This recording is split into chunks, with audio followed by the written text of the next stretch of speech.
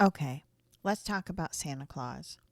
So I don't even want to get into how December 25th is not Jesus's birthday and all of that because that's a whole nother video and a whole nother topic.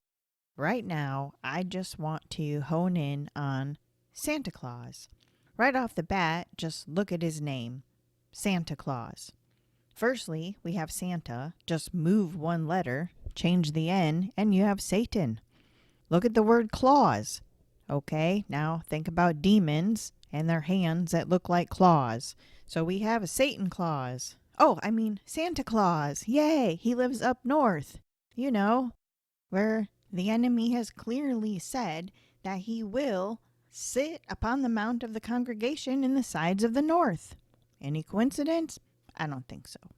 Then he's got these little elves around him, which we all know are just Nephilim. Oh, and he's also known as Saint Nick. Hey, do you guys remember that Adam Sandler movie called Little Nicky? Oh, he took after his dad, Satan, Nicholas, Little Nicky. I wonder if it's any coincidence that Santa's dressed in red. Have you even thought about the similarities between Santa and Odin? Yeah, the satanic Odin, known as the AllFather, while Santa is known as Father Christmas. But we all know we have one Father in heaven, and his name is Yahweh. Santa Claus flies around in December on Christmas Eve to bring gifts to the good children. He has a list of who's naughty and who's nice. But it's only Yahweh who knows the hearts of all men. And it was Odin who flew around in December during the Yule tide, and he knew who had been bad or good, and he abducted those who deserved it. See how this is all just a twist? Santa flies around with 8 reindeer that pull his sleigh. It was Odin who had an 8-legged horse. The children left food and drink out for Odin. Oh, and we leave milk and cookies out for Satan Claus. Santa Claus. They're both depicted in robes. They both have these Nephilim elves around them, which is seriously creepy. And putting these elves on a shelf in your home? Yeah, that's probably one of the worst things you could possibly bring into your home. Talk about inviting demonic spirits in. In the "'Twas the Night Before Christmas" poem, Santa's referred to as a jolly old elf with magical abilities. And now let's talk about the lies. So we lie to our children. I remember when I first found out there was no Santa Claus when I was little, I was so upset. And not because there was no Santa. I was upset that my mom and dad lied to me. And we do. We lied to them about Santa Claus. We lied to them about the Tooth Fairy. We lied to them about the Easter Bunny. And where do they find out the truth? Usually when they go to school and they hear it from another kid, they find out that these are lies. So they find out in school.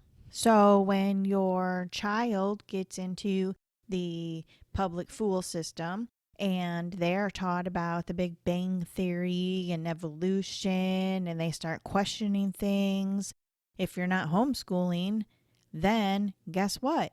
Well, who am I going to believe? I learned every truth I ever knew from school, and it's my parents who've been lying to me the whole time. You're totally setting them up for failure. And let's think about it this way. I heard John Pounder say this once, and he's right. Let's picture that you are divorced, and you bought a bunch of presents for your child, and you sent them over to your spouse, and your spouse told your child that they were from them. They didn't let them know that they were from you.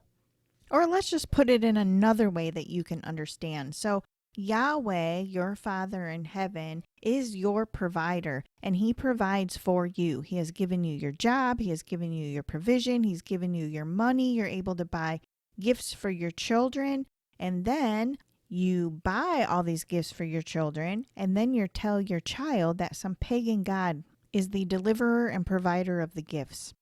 I mean, wow. Oh, how this must break your father's heart. How could you? Look at all these gifts, children. Yahweh, our Father in heaven and provider, didn't bring them for you or give me the ability to provide them for you. No, it was Satan Claus, Odin. Oh, I mean, jolly old Saint Nick, Santa Claus, the pagan god. He did it. He did it all for you.